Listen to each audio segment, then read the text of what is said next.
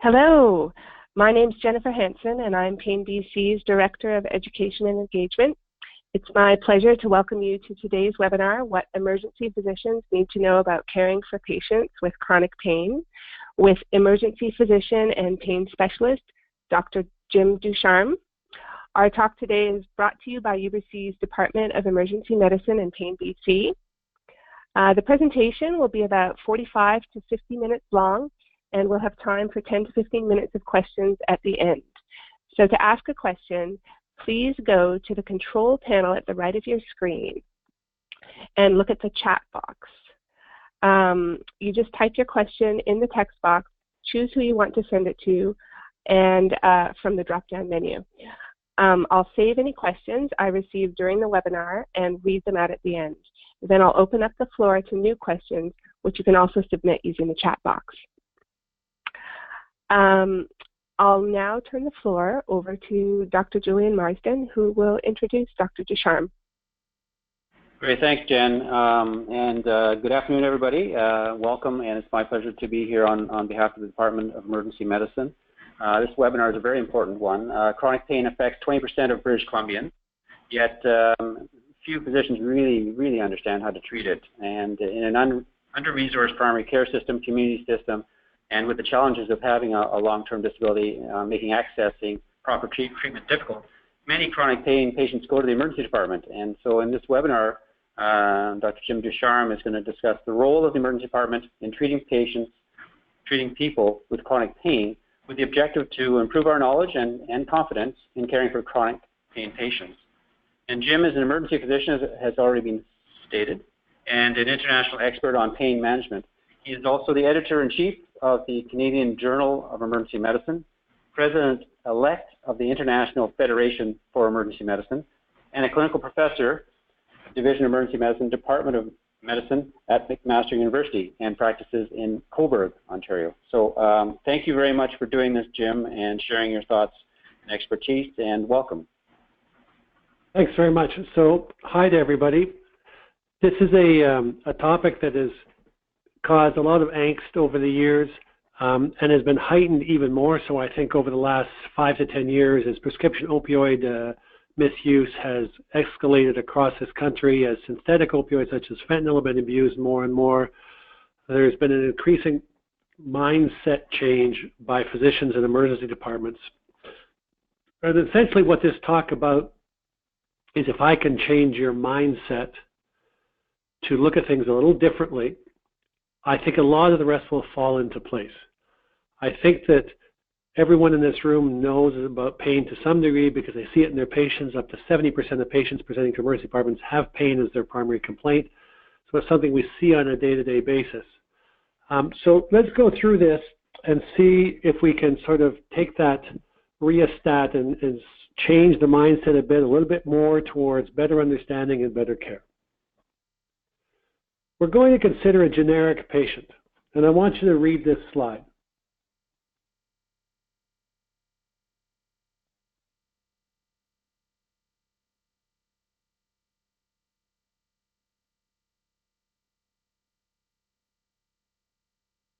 This is a type of patient we see every shift in our emergency department, and it can be due to one of many things. And our brain responds in different ways based on the context of that patient. If this person has insulin-dependent diabetes, or as part of a metabolic syndrome, has renal failure and peripheral neuropathy, we start checking the patient out. We're looking for infections in the legs. We're looking to see if the renal failure is worse. We start to assess them for their problems to see if there's anything that needs to be done on an emergent basis. And yet, if this is the patient who comes and gives you that story, most people on this phone call and most emergency physicians have one of several thoughts. Some will roll their eyes and say, gosh, why did I pick up this chart? Some people will say, oh, this is way too complicated, I don't know what to do. Other people will think, this person's probably drug seeking. And some others will say, I just don't have a clue. This person should be back with their family doctor. There's very few, if any, of us in emergency medicine who say, I know how to take care of this patient, and I know what I need to check while they're in my department. And yet, as we saw with the case with if the person had diabetes, we have a pretty good idea what we should check for that person with a chronic disease.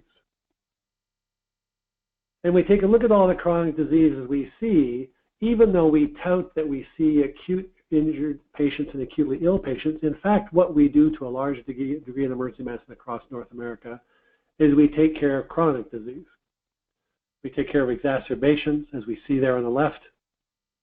But we also deal increasingly, especially with the elderly population, with chronic issues, non-compliance, complications of that underlying disease, adverse effects of medications, including drug-drug interactions, because we know that 10 or 11% of all admissions to hospitals are related to medication adverse events. Failure to cope with their disease, families unable to cope. This is inherently part of what we do in emergency medicine,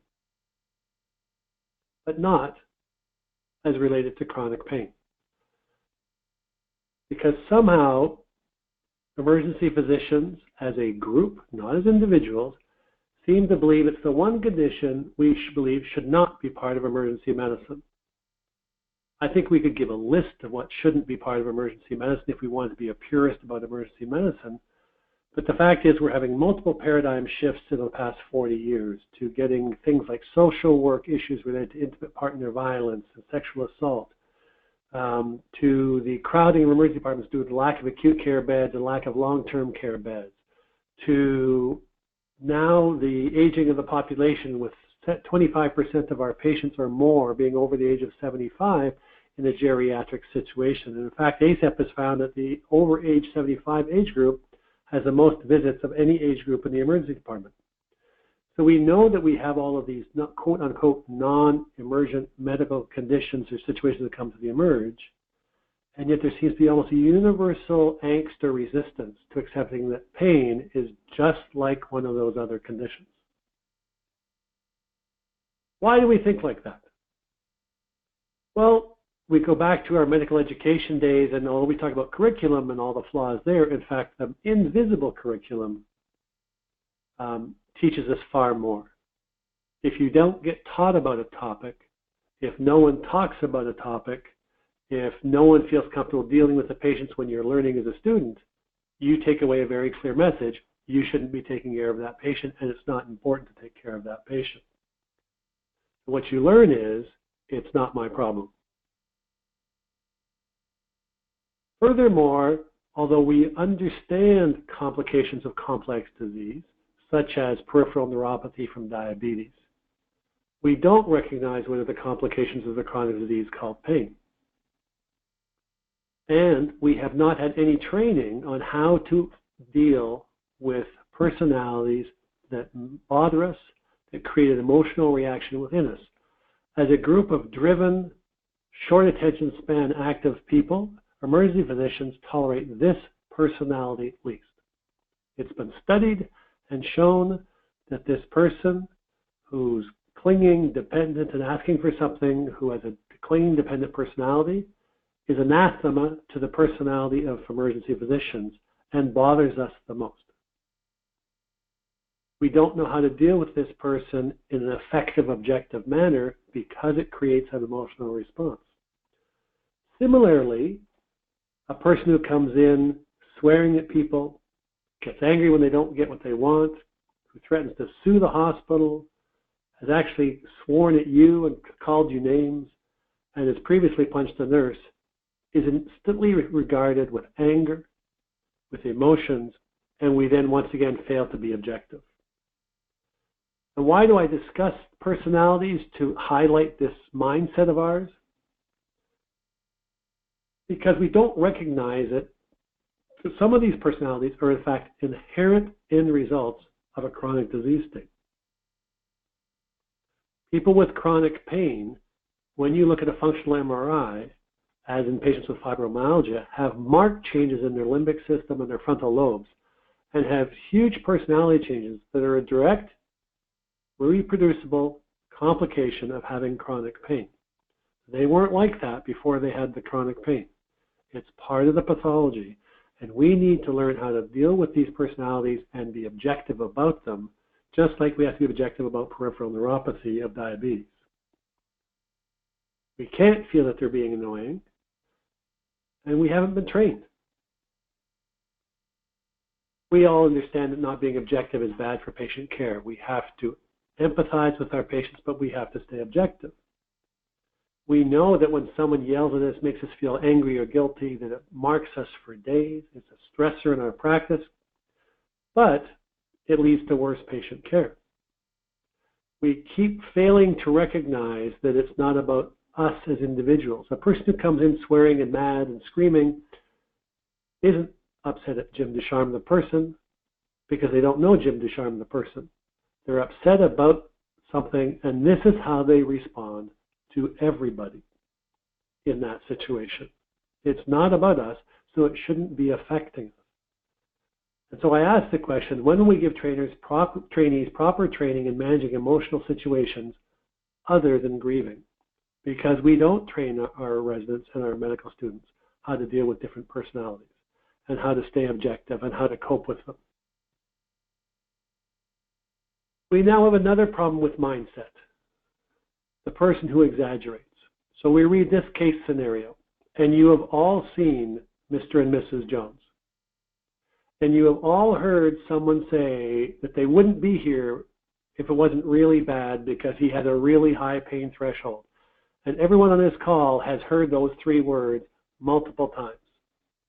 My husband has a high pain threshold. Mr. Jones is moaning, clutching his back, and saying he cannot move.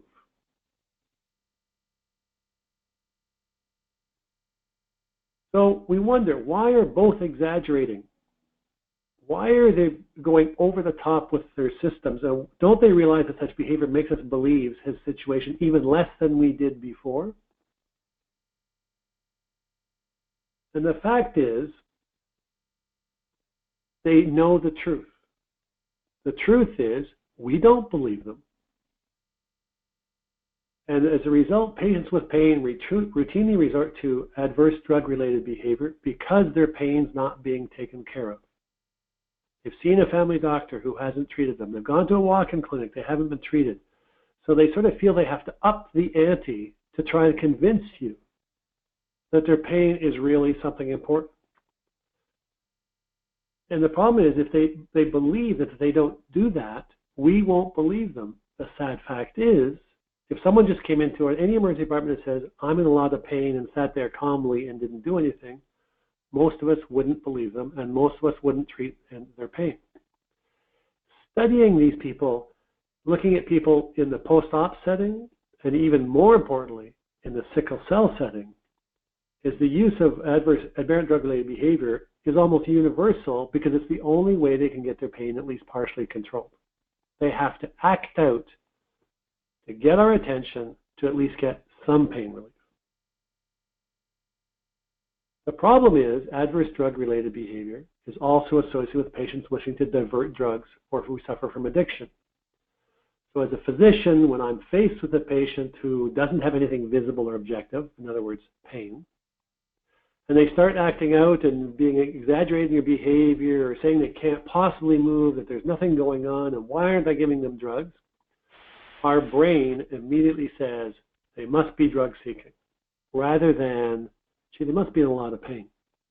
And they must be exaggerating because they haven't been getting good care. It's just not the default response our brain does. Given this loss of objectivity with the behavior demonstrated by the patient, it almost guarantees poor management of their pain. So what about pain versus substance abuse? Even in today's era of prescription opioid abuse, the statistics on this slide are very telling. Journal of Pain, 2007, we did a research project in 18 emergency departments across North America. 70% of people had moderate or severe pain as their primary complaint. How does that compare to people with drug problems? If you look at that slide, 1.6% of all patients abuse prescription opioids. The most abused substance is still by far alcohol. And yet, when we compare 70% to 1.6%, our dominant baseline position is, gee, I wonder if they're drug seeking.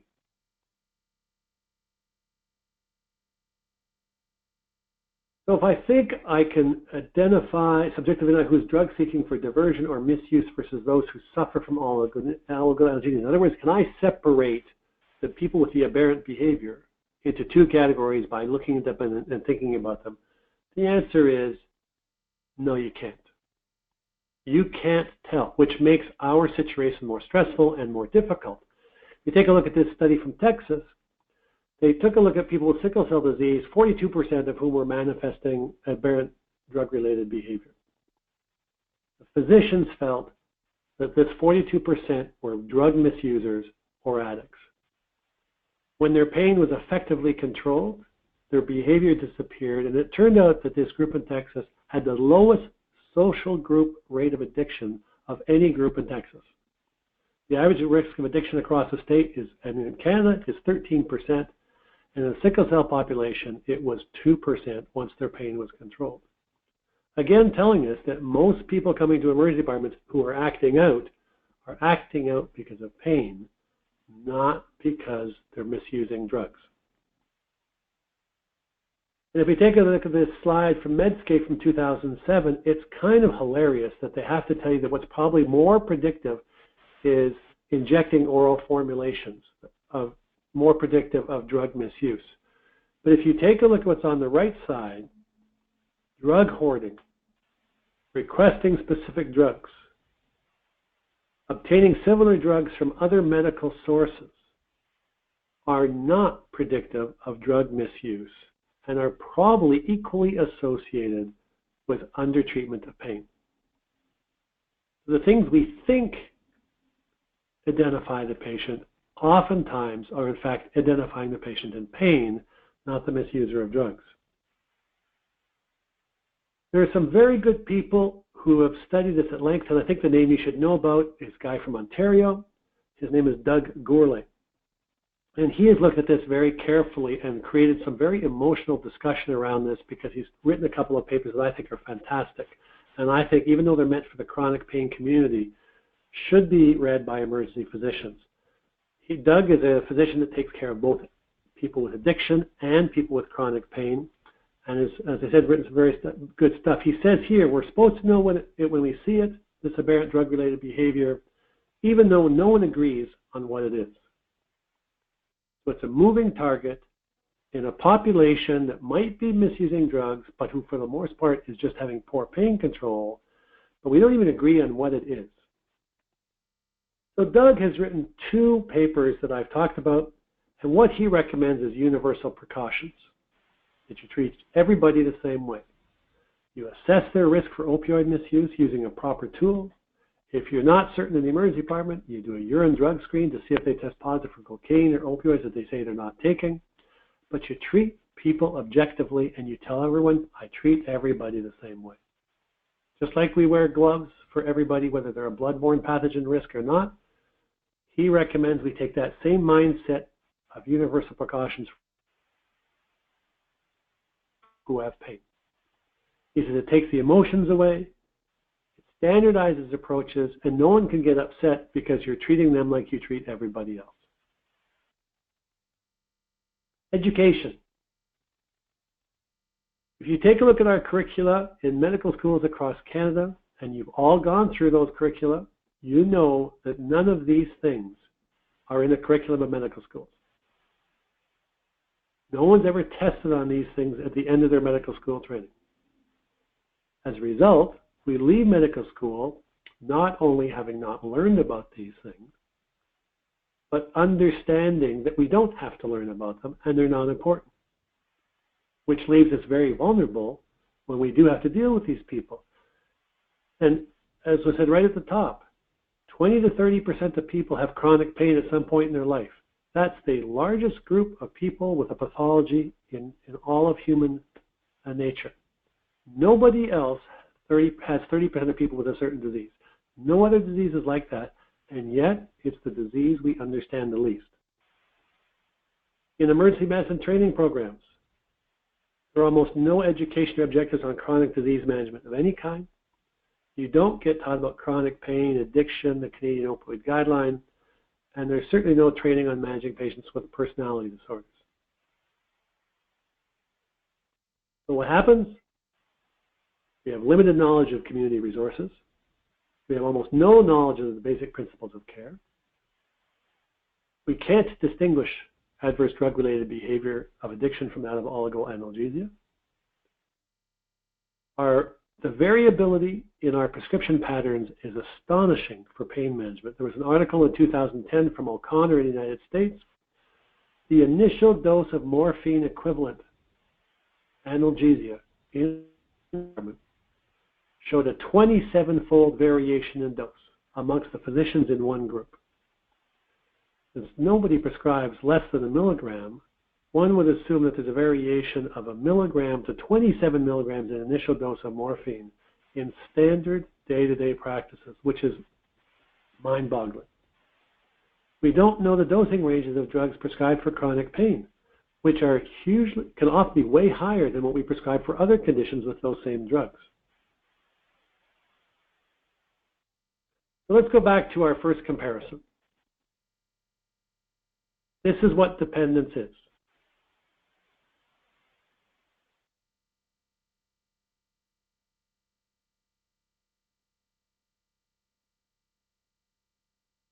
In an insulin-dependent diabetic, withdrawal is manifested by DKA. In a patient dependent on prescription opioids, withdrawal can be equally miserable, but not life-threatening. Dependence is a state every patient with a chronic disease enters when started on medications. There is nothing wrong with a patient being dependent on a medication. Everybody who has high blood pressure, congestive heart failure, coronary artery disease, COPD is dependent on medications, and they all get sicker when they stop their medications because that's what happens when you withdraw from the medication. Addiction is very different. We know it's a condition where you have an obligation to take substances to the detriment of your health and personal well-being.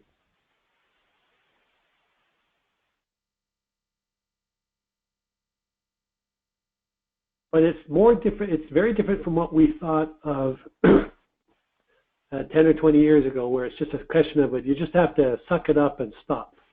Stop cigarette smoking. Stop drinking. Stop being an alcoholic.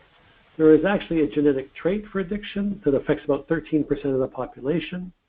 Epigenetic changes, in other words, things that happen during your lifetime, social behavior, bullying, failure, poor eating, multiple factors like that create changes in the expression of your DNA and make you ever increasingly at risk for becoming addicted to something. It is preventable. You can actually show that if you find someone with a genetic trait and you give them the right foods with nutrigenomic dopamine agonist modalities, you can prevent the expression of that trait and decrease their risk of becoming an addict. But what happens is addiction is preceded by poor coping behavior, societal stressors. There is expression of the addiction trait, so the person is essentially primed like a bomb. The fuse has been lit, and what they're waiting for is one prescription. Not weeks of prescriptions, one. And if you talk to people who become addicts from prescription opioids, they will all tell you the same story. I got my first prescription and I felt so good with those pills, I had to get more. It's a craving that's created almost instantly because of dopamine deprivation in the reward centers. And so these people need to be identified before they get opioids. They need to be identified whether they're at low risk or high risk as part of our routine assessment of patients. In the ED, we aren't consistent in the dealing with pain, and we're even worse at dealing with addiction. We seem to be okay talking to people who smoke cigarettes and are addicted to nicotine. We seem to be okay with people who drink alcohol and are alcoholics and have an alcohol addiction, getting into programs, advising about the risks and all that. And yet, when we have someone who's taking prescription opioids or street drugs, like heroin or fentanyl, we seem to avoid it. We seem to find it confrontational. We don't want them coming to the emergency department. So that becomes a question of, is it because we can prescribe the latter and we don't want to be involved because somehow this is staining us? Is it because we have no training, although I'm not sure how much training we have about alcoholism either? So we have that background, lack of education, mindset because of prescription opioid abuse, inability to deal with aberrant and recognize aberrant drug-related behavior, inability to know how to cope with certain personalities, all of which taint the way we look at this group of patients with this chronic disease of chronic pain. Most of that we do not carry as baggage when dealing with other chronic diseases. We did a survey of our nurses and physicians when I was working in New Brunswick, and we asked them to name the 5 patients who visited the emergency department most often in any one year. And all the nurses wrote down their choices, and all the physicians wrote down their choices, and none of them identified the 3 most frequent visitors to the emergency department. They all identified people who were drug misusers or addicts, or people who were street people because they created emotional conflict and difficulties. And the 3 people with the most frequent visits, one of whom had had 85 visits in a year and was a terminal COPD patient, no one named him, and when specifically asked, well, why didn't you name this patient? The answer was, well, he's dying. We expect him to be here. So in other words, in our minds, we judge frequency of visits to the emergency department by our emotional impact on us and how we respond to those visits, not by the actual number of visits. So why do they keep coming to the emergency department?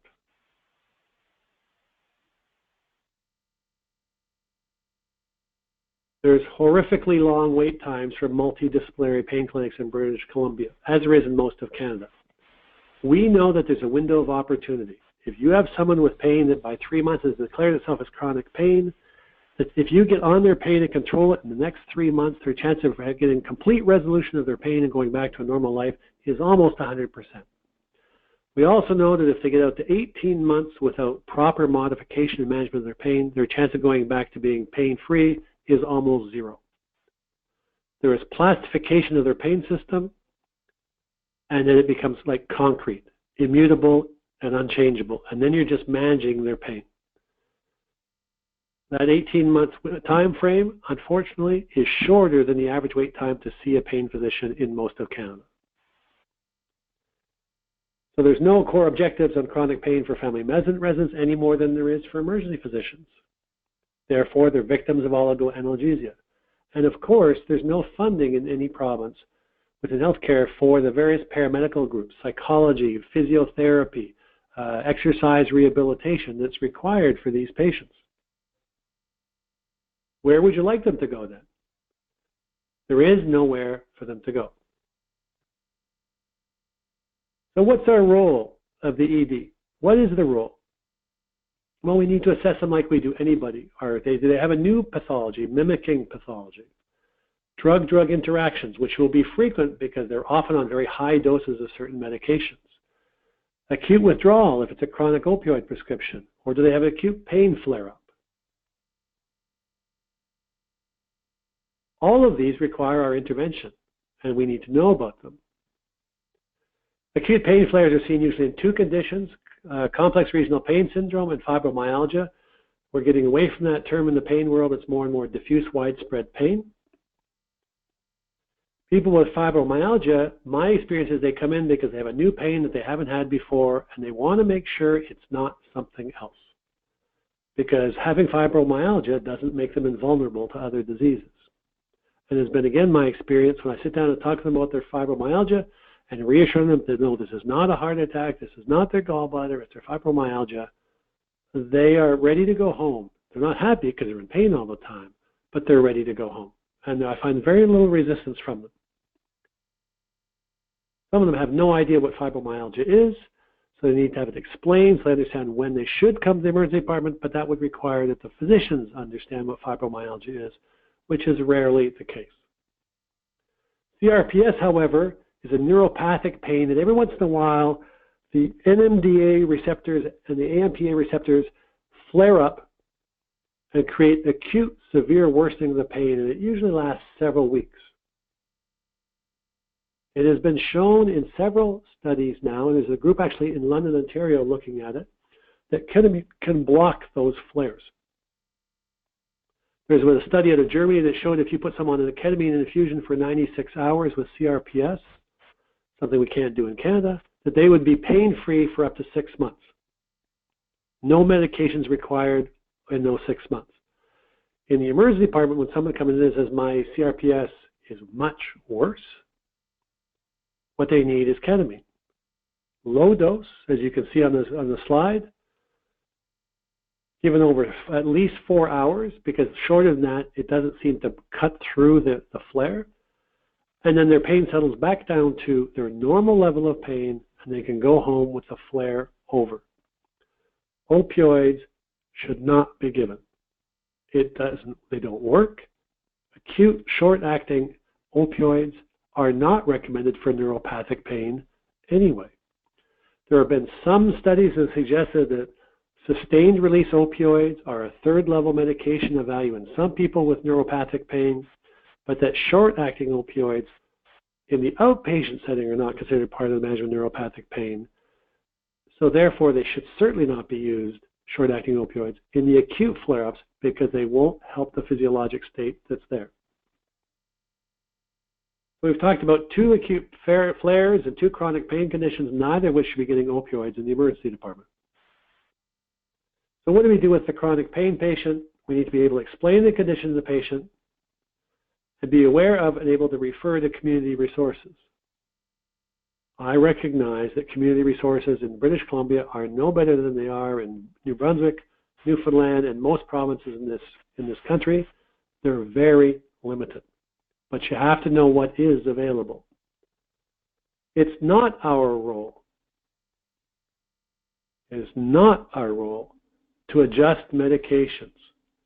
We don't do it for diabetes, rarely if ever. We don't do it for congestive heart failure.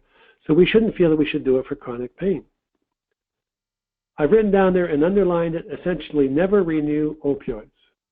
I won't go as far as the state of California, which has actually made it a state law that says you are not allowed to renew opioid prescriptions in an emergency department, period. The reason that I don't want to go that far is because there are unintended consequences. Signs saying we don't renew prescriptions, laws saying we don't renew prescriptions have been shown to keep certain patients away from the emergency department. Patients in palliative care who are suffering don't go to the emergency department. IV drug users don't go to the emergency department when they should, when they're in withdrawal, when they're having a fever and have bacteremia or endocarditis or a septic, because they think they're not going to get taken care of because the sign clearly says we don't give opioids, which they interpret as we don't want you. Patients with sickle cell crises who take opioids on a frequent basis don't show up. So these people in severe pain or with very high-risk medical conditions are deterred by signs that say, we're not doing this, or by laws that say we're not doing this. And the palliative care community is getting upset about these increasingly more severe laws and restrictions. However, be upfront with the patient. I tell most people when I see them, you and I both know that you have an agreement with your physician for this opioid prescription. And that agreement is there's only one prescriber. I'm not that prescriber, so you can understand that I can't renew that prescription. Knowing that, let's see how I can help you. It's upfront. They know that you know. And when I'm upfront and not confrontational is remarkable. I can't remember the last time I had an argument with a patient who came in seeking opioids or who got mad at me and started yelling because of the way I presented it. They understand the context. They understand what the emergency department's for, and we move forward. I have been very tempted with my knowledge in pain management to start people on new drugs, to get slapped on the wrist 2 or 3 times myself, Because the patient comes in, they've had pain for 5 years. I've got this great idea because I know about most of the drugs for pain. Well, we'll start you on this. They say, thanks very much. I build up their hope, and then I get a call from the pain physician who says, what the hell are you doing? We tried that drug 3 years ago. They got horrific side effects. It's why the patient isn't taking the medication. So my great idea wasn't a great idea. And my job, therefore, is not to add a new drug to a patient who's got chronic pain. The average patient in a pain clinic takes 3 months to get their pain under control with medication. There is no urgency to get it under control. You can't get it under control without giving a lot of side effects to the drugs. And so the experts doing it take their time. We in Emerge should have no impression that we have to act immediately to help this patient. We have to be sympathetic. We have to explain things to them. But that's not how it works in the pain clinic, and it's not how it should work in the emergency department. Types of chronic pain. So take a look at these two little slides.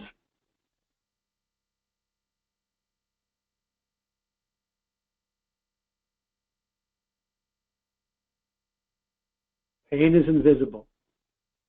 It's easy to ignore it. It's easy to not believe it. And yet, we believe someone who says they're short of breath. We have to understand that we, as a group, as physicians, invisible pain is treated much more poorly than someone who comes in with a tibia sticking out through the skin. Visible pain gets better treated. Invisible pain gets denied or ignored by most physicians to a far greater degree than other types of pain. So nociceptive pain is associated with injury, and in pain clinics, the most common are chronic headaches, chronic neck pain, or chronic back pain. For the treatment of them, there seems to be a fairly good, consistent group of medications that work. You see them there. Nerve blocks work to some extent. They shouldn't be the panacea that some doctors use, but they do work to some extent. Duloxetine seems to be fairly good for treating combination pain of both nociceptive and neuropathic pain for chronic back pain. Opioids have their role, but they have a small role. If you're going to use them, be it the emergency department or in a pain clinic, I use this tool, and you can look up the Canadian Opioid Guideline, and I'm sure Jen can give it to you if you want. It takes literally a few seconds. I find the easiest way to do it is I just have some copies printed up. I give it to the patient, and you need to fill this out. I don't even have to go through it with them, and I put up a score. And it works very well identifying low risk, medium risk, and high risk. We do it in all the pain clinics I've been involved with over the years. It's a routine part of our screening tool to know how often we need to be concerned, whether they can use opioids or not, whether they should be urine tested on a more frequent basis or not. It sets the table and identifies the risk. We know that there's a certain amount of morphine above which people start getting a greater risk of death. The odds ratio of death from opioids goes up to 3 once you exceed 200 milligrams of morphine equivalent per day. But, and I want to stress this, in the pain clinics I was overseeing in Ontario for a decade, less than 30% of our patients were on opioids. The vast majority weren't getting opioids. And of those who were, the average total daily dose was less than 80 milligrams. They're not getting a lot of morphine, and most of them aren't getting any morphine. Neuropathic pain can be from nerve injury or disease, and we know what they are: diabetic, postherpetic, CRPS, trigeminal neuralgia. There's 2 or 3 of these that I think you should be at ease with starting a first medication if it starts. So if you have postherpetic neuralgia or trigeminal neuralgia, you should be starting a medication at discharge, because even if it takes a few days to see their patients, starting them on carbamazepine for trigeminal neuralgia, a tricyclic or gabapentin for postherpetic neuralgia at a low dose, they can start at the low dose and start and continue the titration with their doctor. So I think in this condition, with new onset neuropathic pain, they should be started on appropriate neuropathic medications, not normal analgesics. And this is why. For neuropathic pain, when you get to what we consider analgesics, opioids, they're not used until a third-level treatment. We have many other medications that are used for neuropathic pain before we get to opioids. And we should know about them. Gabapentinoids, where a 300 milligram a day dose is the dose for seizures. It could be up to 3,000 milligrams in treating pain. Tricyclics, we often don't exceed a ceiling of 75 milligrams for depression or other conditions. I've had many patients on 250 milligrams of amitriptyline for neuropathic pain. So very different dosing, very different results. More adverse effects, it's why they have to be titrated slowly to get to where you need to get. Fibromyalgia, multifactorial, but it basically is there's no filter of signals going to the brain, and even light touch signals are misinterpreted as being painful. Since they're not pain fibers being stimulated, but normal proprioceptive or light touch fibers, normal analgesics don't work. It is why if you take a look at this list, there's no acetaminophen, there's no opioids, because they don't work. The best choice is usually some type of NSAID with a tricyclic. Pregabalin may be effective, but it has so many adverse effects, I'm not sure how good a choice it is. And intravenous lidocaine has been effective in about 40% of people with diffuse widespread pain. Chronic pain management, however, is not managed with pain medications. If you talk to patients who give testimonials about what a pain clinic did for them, it's remarkable to hear how none of them talk about their medications. They all talk about other things. Yes, the medications got the pain under control so they could do the other things. But in fact, the American Pain Society says that the #1 treatment of choice for chronic pain is mindfulness.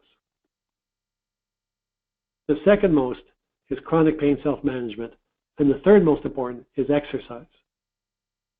All of these are more important, and yet we realize this is equally true for other chronic disease states. Exercise and mindfulness are essential for depression. They're critical for conditions like diabetes or metabolic syndromes where changing the way you eat, exercising are all very important. So for many chronic disease states, these things are important. And I will stress again, although medications are helpful to get the pain under control acutely in a chronic pain clinic, these modalities, none of which are funded by any healthcare plan, are the most effective at getting the pain under control. So our mindset in the emergency department. Can we change it? Are we able to take care of these patients in a limited role that we should, just like we take care of diabetes or congestive heart failure or COPD? And the answer is, yes, it's possible, and yes, we should. We need to understand better who we're dealing with. I don't know if any of you have friends who have chronic pain or family members, but it is remarkable to watch the deterioration and the progression. You watch them slowly isolate themselves, so they're not working anymore. They stop talking to their friends. They stop talking to their family members because they don't want to feel like they're always complaining to their family members. So their interactions with other people reduces and spirals more and more as the pain gets worse. Deconditioning occurs. Depression sets in. It becomes a very rapid spiral, and you feel almost helpless watching it happen. When they did a survey of people with chronic diseases on the quality of their life, patients with fibromyalgia have an exponentially lower quality of life than any other disease state they studied. These people are miserable. They're socially isolated because they often can't work. It's been shown that the average family income of someone with chronic pain is $25,000 a year. And then up to a quarter of their income every year is spent purely on pain medications. These people are suffering financially, they're suffering socially, they're suffering in their family lives, and they're expending tremendous amounts of money on their medications. Furthermore, as we said, the effective treatments such as physiotherapy, psychotherapy, mindfulness are not covered by any programs in Canada, and therefore they're further out of pocket to get the treatments they need, and most honestly can't afford psychotherapy or mindfulness, and therefore don't get the treatment they need. So they deserve our understanding and our care. And remember, if 1 out of 3 Canadians suffers from chronic pain at some point, that means there's at least 8 or 9 of people on this phone call that will suffer this condition. 10 to 20% of all emergency department patients present to the ED with their chronic pain as part or all of the reason they are there. That was their study from 2007. 20% of patients in 18 different emergency departments had chronic pain as part of the reason they were there in the emergency department. And yet we keep saying it's not part of emergency medicine. If polytrauma patients were 20% of our patients, we would be the world's experts on polytrauma. When 15 to 20% of our patients have chronic pain, our universal statement seems to be, it's not our problem. But in fact, it is part of emergency medicine. And until we change the mandate of emergency medicine or change the way patients are taken care of, chronic pain patients will continue to come to the emergency department. In finishing up, Jen has added 2 slides here I want you to look at, the resources for people in chronic pain within BC. And there's a list of clinics on the second one. I know she's going to be distributing the slide set to people who want it. So those resources are there for you. And we'll open it now up for questions. Back to you, Jen. Thanks so much, Jim. I do have a question here from one attendee. Fran Mondor is asking, what do you do with the patient with chronic pain who presents on the Friday of a long weekend asking for a prescription for his pain meds at a very high dose because he's had to use more because of increased pain? Fran, thanks for the question. I think it depends a lot on many things, but my answer is usually that I don't give them another prescription. The reason for that is when I sit down with them, it's often, as you know, an opioid that they're asking for. They have an agreement, and they are responsible for managing their pill counts and advising their physician if they're running short. I've actually dealt with 2 or 3 patients very recently who kept coming in and saying, well, I need more of this medication, more lorazepam or more opioids, and I've run out early, and the pharmacist won't renew my prescription until Wednesday, and it's a Saturday or a Friday, just like you've talked about. Well, the reason they won't renew them is because they've had the discussion with the family physician, and there's a reason why they're prescribed a certain number of pills with a set interval. And it's up to the patient to manage those pills, and they're told that. They're also told that if they run out, they're supposed to be talking to their physician. If that same patient was to contact their pain physician, I can tell you what they get told. In the pain clinics I was in, the answer was, well, you should have managed your pills better. I'll see you next week at your scheduled appointment. That sounds harsh, but in fact, it's the reality that if you take a look at people with diabetes or congestive heart failure, they don't run out of their medications, and they don't come up short. They advise their physician that they're taking more diuretic because they're getting more leg swelling, and the physician accommodates them. For some reason, a lot of chronic pain patients don't tell their physician that they're using excess pills. The physician holds them accountable for that because they expect to be told. And so the fact that they come to the emergency department, I believe they should get the same answer they would get coming from their chronic pain physician, which is, you should have managed your pills better. Let's see how we can help you, but you're not going to be getting a renewal of that prescription. I think it's the safest way to go, and it is the way that most pain physicians would want you to respond.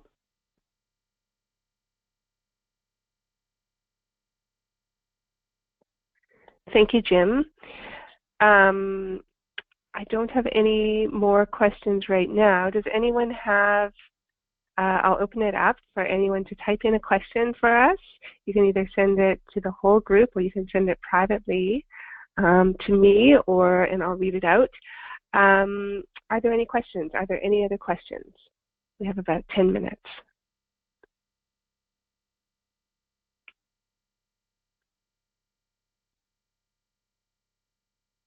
I always wonder when there's no questions whether people didn't understand anything I said or whether they disagree with everything I've said.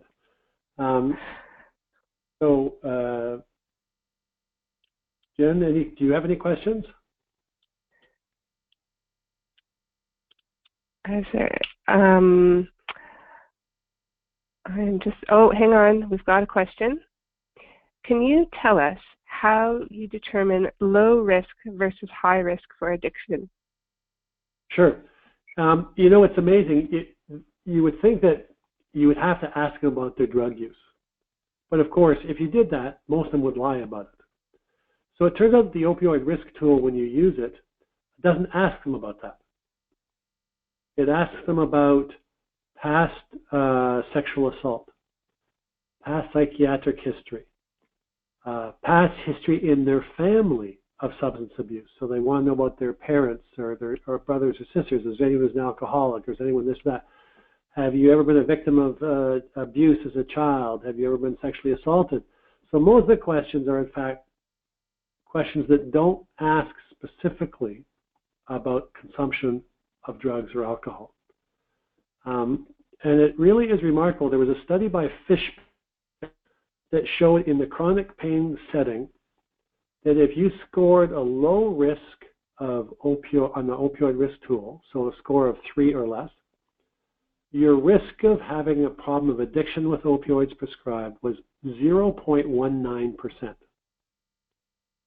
So essentially, no risk at all. The people with high risk have almost a 30% chance of risk of opioid abuse.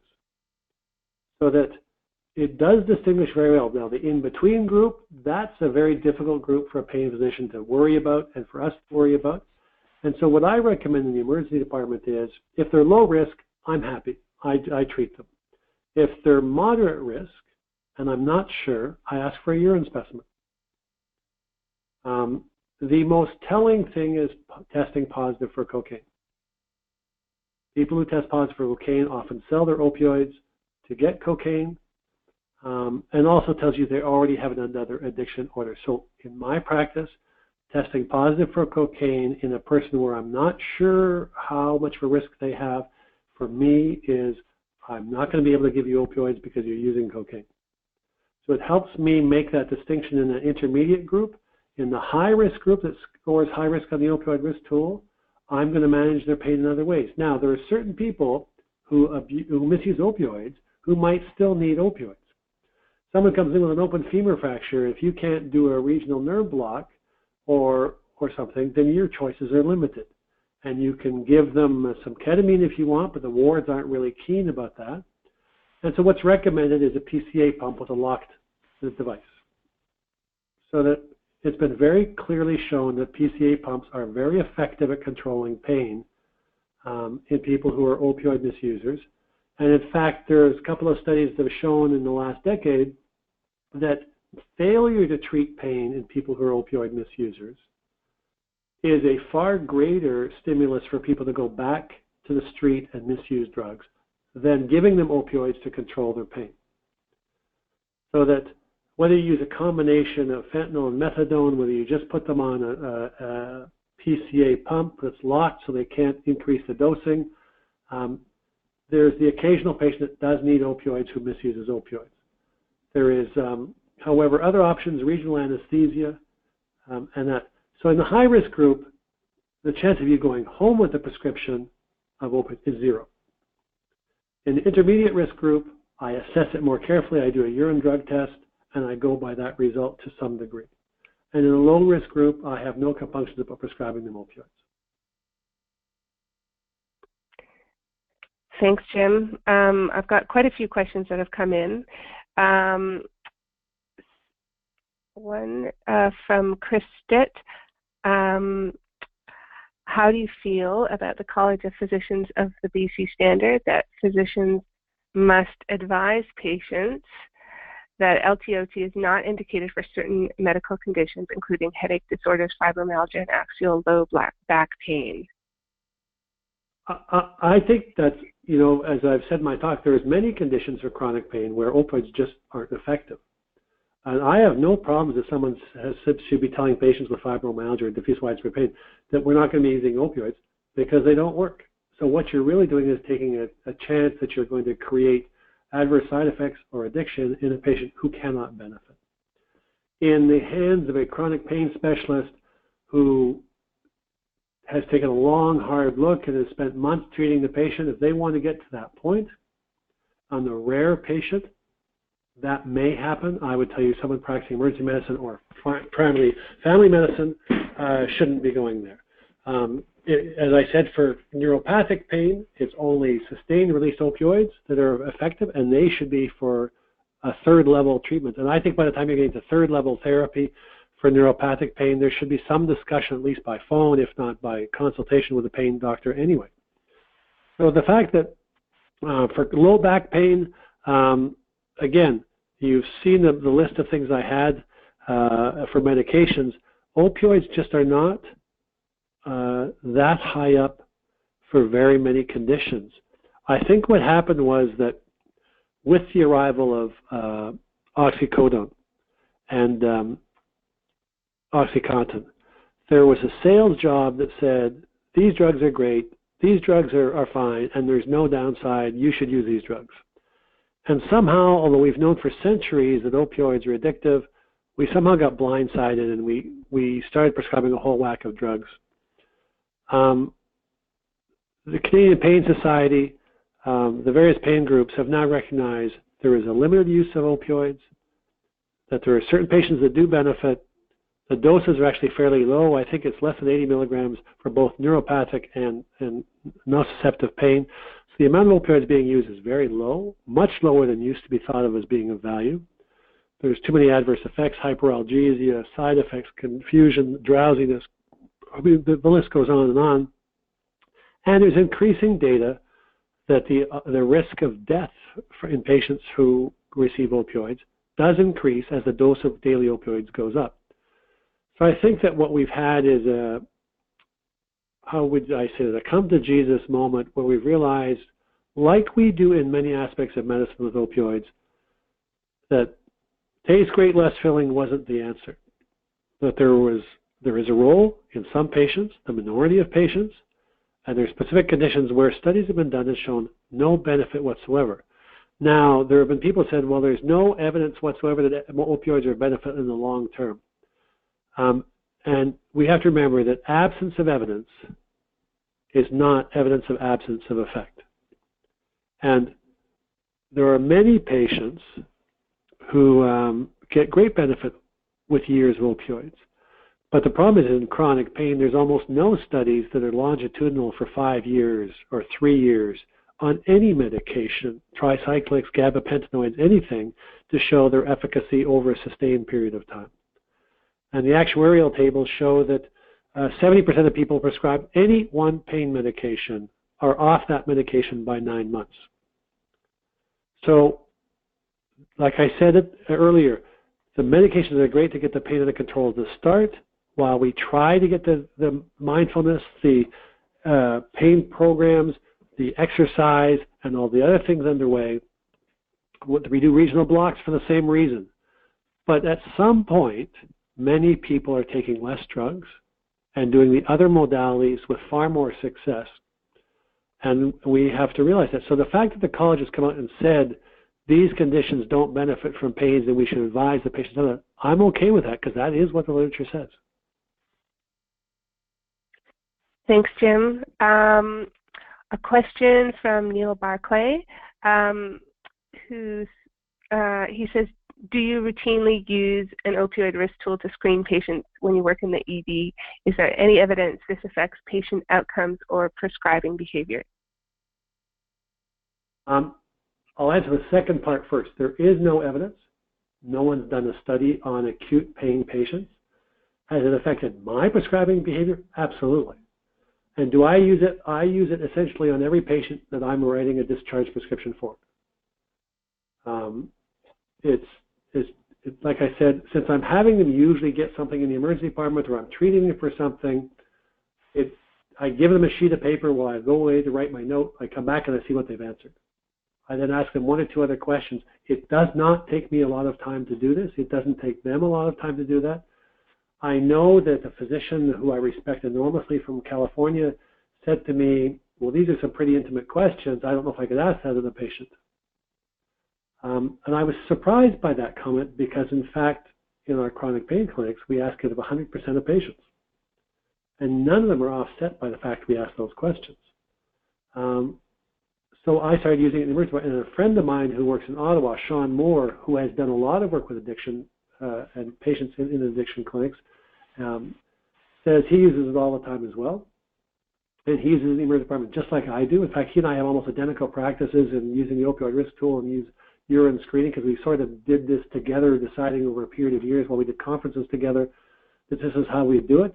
And I've been influenced by him, and I find, yes, it does indeed affect my practice. It does change who I prescribe opioids for, and it actually identifies some patients that I would have never suspected.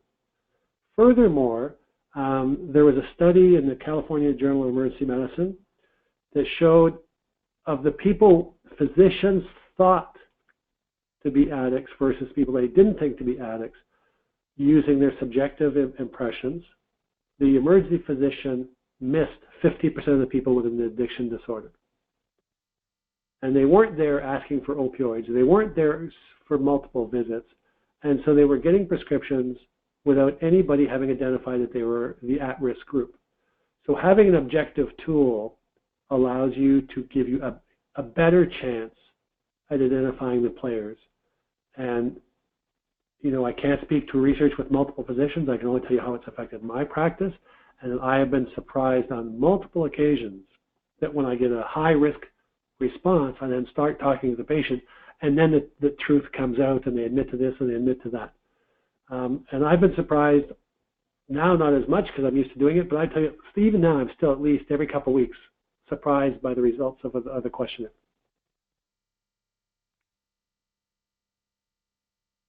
Thanks, Jim. We're just at 1 o'clock. I know a lot of people have to go. We do have 2 more questions. If you don't mind continuing, the people that need to leave can leave when they need to, and we'll just keep going for a couple more minutes.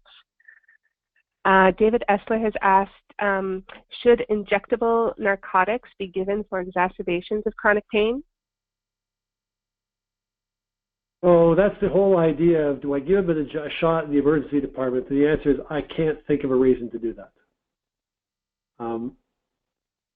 You know, the way to control chronic pain is with consistent 24-hour levels of opioids. That's been shown physiologically to work on the dorsal root ganglion and block the excitatory neurotransmitters that lead to tolerance and escalating doses. If a patient comes in and gets a shot of an opioid, one, it creates institutional mindset. They need to keep coming back to the hospital. But 2, it means that they're getting varying serum levels. They're getting on-off management of their pain receptors so that they're getting increasing amounts of excitatory neurotransmitters released. So in fact, this process of giving them injections from time to time when they come in to see us actually worsens tolerance and leads to institutional behavior. So for the emergency department setting, I don't recommend it at all.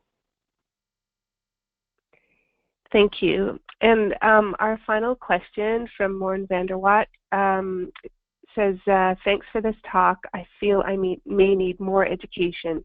Where can I get more teaching about this topic? Treating patients with the personalities that go with pain is very difficult. It is. You know, I sympathize with you. I belong to the International Association of the Society for Pain, which is the largest group of concerned healthcare workers dealing with pain in the world, from MSc students to physiotherapists to anesthesiologists. It's all of the disciplines. And at the IESP, there are 4 emergency physicians who are members out of thousands and thousands of members. Emergency physicians are not actively involved in pain, although the Royal College has approved entry into the pain fellowship from the Royal College Emergency Medicine stream as a secondary subspecialty. So emergency medicine is considered primary access, along with several other specialties, into the pain medicine specialty. So saying, if you go to your medical school, you won't get it. If you go to your residency, you won't get it. So Jen, what's available in BC? Well, that's a great question. So Pain BC is working on a number of initiatives to improve the understanding and treatment of chronic pain amongst healthcare providers, including emergency physicians. This webinar is the first step. I anticipate putting together some more programs, more learning after this, although I don't have anything specific. The best thing to do is to sign up for the Pain BC newsletter, join our LinkedIn group, email me at jen@painbc.ca, and I will ensure that anything that comes across my desk or anything that we create gets to you. But Jen, I would dealing with these. Sorry, go ahead. I think dealing with these, how to deal with people with personality changes and personality disorders is something that I think everybody could benefit from in terms of education. Absolutely. Jim, I think we're probably at the end of time, and I think we've answered. I'll just do another check. I think that we've answered. Oh, hang on. Sorry, there are a couple more. Okay. Do you have time for a couple more? Sure. Okay. What do you give to the high-risk patient who has acute pain like a fracture? What do I give to acute pain patients? It depends on their level of pain. People who are in severe pain with a fracture, I have no problems giving them an opioid. If it is amenable to a nerve block, I often do nerve blocks now because I'm pretty good at doing ultrasound-guided nerve blocks.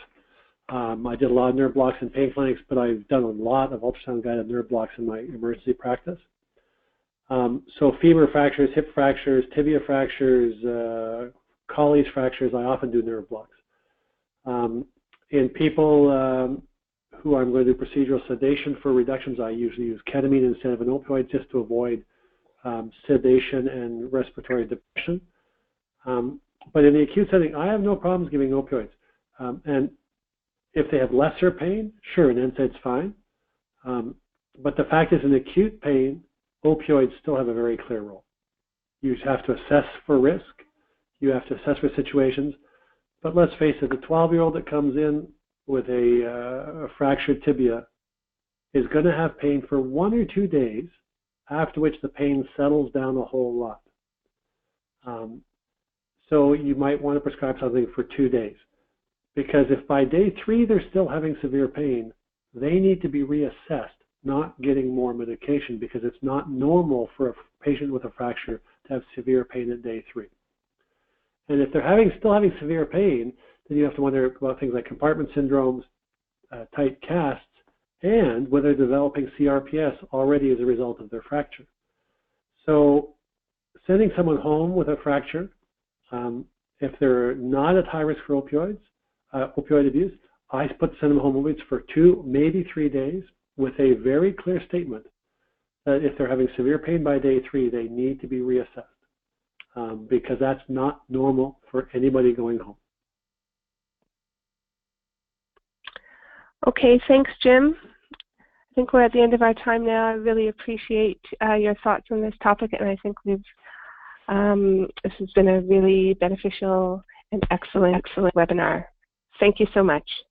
My pleasure. Thanks, everyone, for listening. Bye-bye. Bye-bye.